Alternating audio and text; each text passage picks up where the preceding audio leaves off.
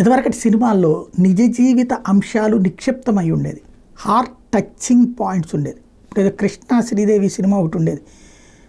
చిన్న పిల్లలు అంటే మొగుడుతో విభేదించి సంపన్న కుటుంబంతో ఉన్నటువంటి అమ్మాయి ఇది వచ్చేసి తర్వాత వీళ్ళిద్దరూ గొడవ పడుతుంటే ఒక చిన్న పాట ఉంటుంది అన్నమాట.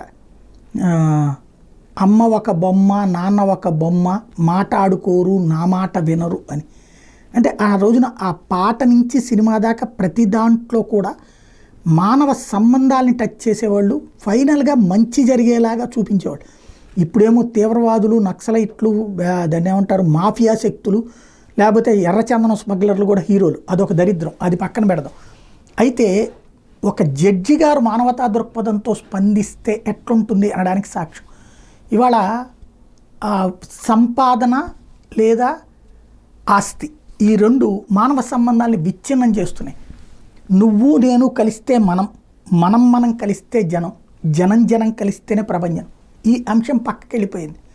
నువ్వు నేను కలిస్తే మనం కాకుండా నీ ఇంటికి వస్తే నాకేమిస్తావు, నా ఇంటికి వస్తూ నువ్వేం తెస్తావు అనే ధోరణి సాగుతున్నటువంటి రోజు. ఇట్లాంటి దశలో ఒక రైల్వే ఉద్యోగైన తల్లి, అట్లాగే ఇంకో ప్రభుత్వ ఉద్యోగైన తండ్రి, వీళ్ళిద్దరి మధ్యన డిస్ప్యూట్ వచ్చింది, విడిపోయారు.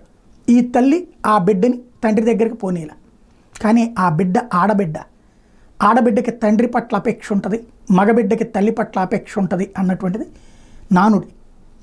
చివరికి జడ్జి గారు మానవతా హృదయంతో స్పందించినటువంటి సంఘటన ఈనాడు విషయంలో అభినందించాలి. మంచి వార్తను టచ్ చేసింది. ఆ చిన్నారి వయసు 6 ఏళ్ళు, అమ్మా నాన్నలతో ఎంచక్క ఆడుకోవాల్సిన వయసు అది.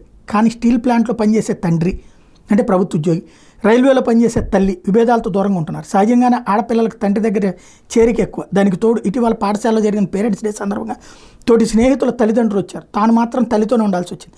తండ్రి కోసం ఆ చిన్నారి హృదయం తల్లడిల్లింది. నాన్న కావాలంటే తల్లి దగ్గర రోజు మారం చేసింది. మంగళవారం కోర్టులో వాయిదాకు వచ్చినప్పుడు దూరంగా ఉన్న తన భర్తను ఆమె తన కుమార్తెకు చూపించింది.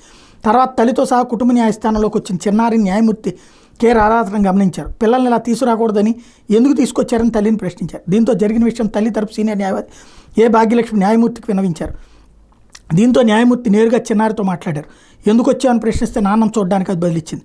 చిన్నారి ఆవేదన గమనించి న్యాయమూర్తి కాసేపు విచారణ నిలిపేశారు. తండ్రిని పిలిచి చిన్నారిని ఆడించి తీసుకురమ్మని ఆదేశించారు. దీంతో 2 గంటల పాటు ఆ తండ్రి కుమార్తెలు న్యాయస్థానం ప్రాంగణంలోనే గడిపారు. ఆ తర్వాత న్యాయమూర్తి చిన్నారి తల్లిదండ్రులు పిలిచి కుటుంబ బాధ్యతలు వివరించి తదుపరి విచారణ వాయిదా వేశారు. ఎప్పటికైనా తల్లిదండ్రులు బుద్ధి తెచ్చుకుని కలిసి ఉండి ఆ బిడ్డలను చూసుకుంటే బాగుంటుంది.